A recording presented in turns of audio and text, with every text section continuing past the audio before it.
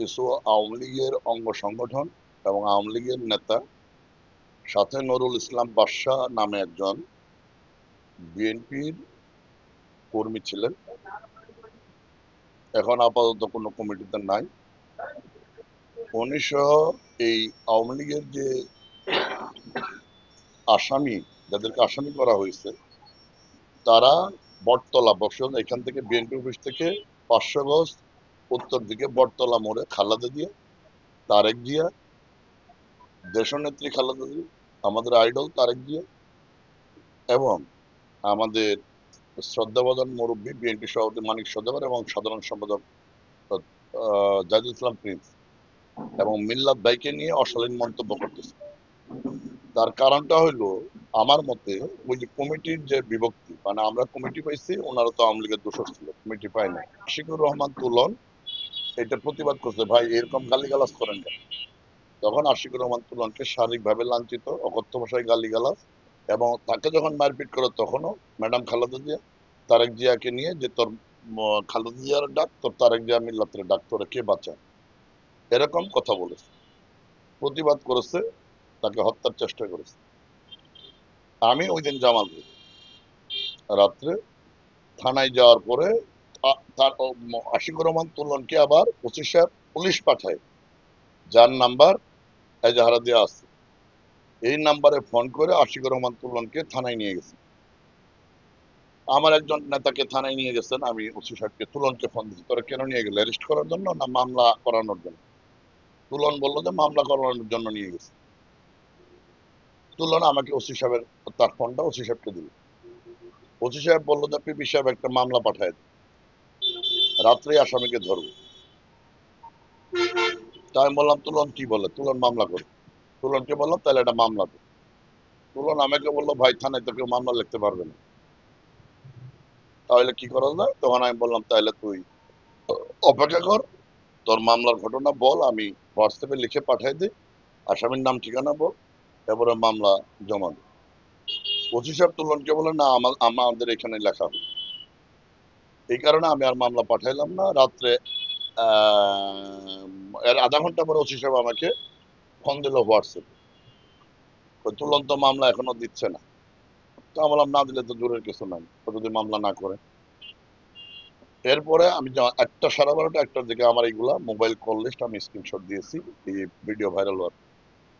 উনি হোয়াটসঅ্যাপে ফোন দিয়ে বলতেছে মামলা তো দিচ্ছে না, আমি তো আসামি ধরে আনবো, আসামির এরকম ঘটনা কেন ঘটাবে? এবং উনি এর পরবর্তীতে আবার আমাকে 2বার ফোন দিছে, আমি ফোন ধরি না, কারণ রাতের বেলায় আমি এটা ডিস্টার্ব মনে করছি, কারণ তখন বাজে রাত 1টা। ফোন ব্যাক করছে, আবার খারাপ দেখা যায়, অমানবিক বিষয়, ওসি সব ফোন দিতেছে। আমি ফোন ব্যাক করছি, হোয়াটসঅ্যাপে একটা রেকর্ডিং দিচ্ছে শুনেন। হোয়াটসঅ্যাপে রেকর্ডিং শুনলাম তুলন এবং বাদশা মেম্বারের এই ঘটনার আগে, কিছুদিন আগে বা ওই দিন হতে পারে, একটা গালাগালির। বাদশা মেম্বরই তাকে প্রথম বেয়াদব বলছে, নুরুল ইসলাম বাদশাহী মামলার 1 নম্বর আসামি, এবং তার মা বাপ তিলা গালিগালাজ করছে। সেই ক্ষেত্রে তুলনা উত্তর দিচ্ছে। তা আমি ওসি সাহেব করলাম দুইজনই গালিগালাজ করছে, তো গালিগালার তো মামলা না, তাহলে শারীরিকভাবে লাঞ্ছিত করবে কেন, মারবে কেন? তখন আবার কারেন্ট গেছে, মামলা টাইভানে তুলন পরের দিন বিকেলে আমার চেম্বারে গেছে, সরকারি চেম্বারে গেছে। আমি তুলনের কথা অনুযায়ী মামলা রেডি করে পাঠাই দিছি। তুলন বিএনপি সভাপতি নুরুল ইসলাম, সরি, মানিক সওদাগর এবং বিএনপি সেক্রেটারি প্রিন্সকে নিয়ে থানায় গেছে, মামলা নিবে ওসি বললেও 2 দিন যাবত, 2 দিন হলো মামলা নেয় না। না নেওয়ার পরে আমার সেক্রেটারি, আমার উপজেলা সেক্রেটারি প্রিন্স আমাকে রাত 8টার দিকে বা 7টার দিকে ফোন দেয়, ভাই একটু আসুন, ওসি মামলা নেন। তা আমি বললাম তোমরা বিএনপি সভাপতি সেক্রেটারি, ওসি মামলা নেয় না, আমাকে এখান থেকে যে মামলা নেয়, তবে তোমার দলের নেতা কর্মী মার খাইলো। সে এই অফিসে এইখানেই বসলাম। আমি বললাম চল ওসি সাহেবের আনা যায়, মামলা না নিলে তো কোর্টেই করা যাবে। তখন প্রিন্স বললো যে না, ওসি সাহেবের কাছে শুনি ফোন করে। প্রিন্সের নাম্বার থেকে ওসি সাহেবকে ফোন দিচ্ছে, উপজেলা বিএনপির সেক্রেটারি, লাউড স্পিকার। ওসি সাহেব বলতেছে যে কি তুলনা তো গালিগালাজ করছে, এই মামলা নেওয়া যাবে না, আর যে মামলা করে পাঠাইছে এই মামলা তো 323 ধারায় হয়, 323 ধারায় তো মামলা নেওয়া যাবে না। তখন আমার একটু মন খারাপ হয়েছে, মামলা লেখলাম আমি 307-এ, তুলনকে শ্বাসরুদ্ধ করে হত্যা করার চেষ্টা করা হয়েছে। তুলন বললো আমাকে হত্যার জন্য গলা চিপিয়ে ধরছে, তার হাতে ব্যথা, হাসপাতালে চিকিৎসা নিয়েছে প্রাথমিক। তখন আমি ফোনটা প্রিন্সের কাছ থেকে নিয়ে ওসি সাহেব, মামলা নিবেন না তাইলে আমার রাত্রে ডিস্টার্ব করে 2 দিন যাবত ডিস্টার্ব করলেন, মামলা নিবেন তখনই আসামি ধরেন, হঠাৎ করে কি হইলো আপনার? তখন কথোপকথন আপনারা দেখছেন। এক পর্যায়ে উনি বলছে আপনার ক্ষমতা থাকলে কোর্টে করেন, ক্ষমতার কথা বলছে। তখন আমি বলছি আপনার চাকরি থেকে রিজাইন দেন, অন্য ওসি আসবে। আমি চাকরি ছেড়ে দিতে বলি না, রিজাইন রিজাইন দেন, ও তো চাকরি ছেড়েই দিল। তাহলে এটা যদি আপনি একজন সাংবাদিক, নিরীহ একটা জনগণ, একটা গরিব মানুষ, কৃষক, খামার, মজুর থানায় মামলা করতে যাবে, ওসি বলতে পারছে না মিথ্যা মামলা, অথচ ওসি সাহেবই 2 জন এসআই পাঠায় তুলনকে নিয়ে গেছে থানায়, মামলা দেন। তাহলে ওই দিন মামলা হবে, এর 3 দিন পরে মামলা হবে না। বাকিটা তো আপনারা বুঝতে পারেন কেন মামলা নেওয়ার পরে মামলা হয় না। মামলা নেওয়ার পরে ওসি সাহেব বুঝতে পারছে কোনো কারণে আসামি ধরা যাবে না, মামলা নেওয়া যাবে না, কারণ এটা তো ছাত্রলীগের।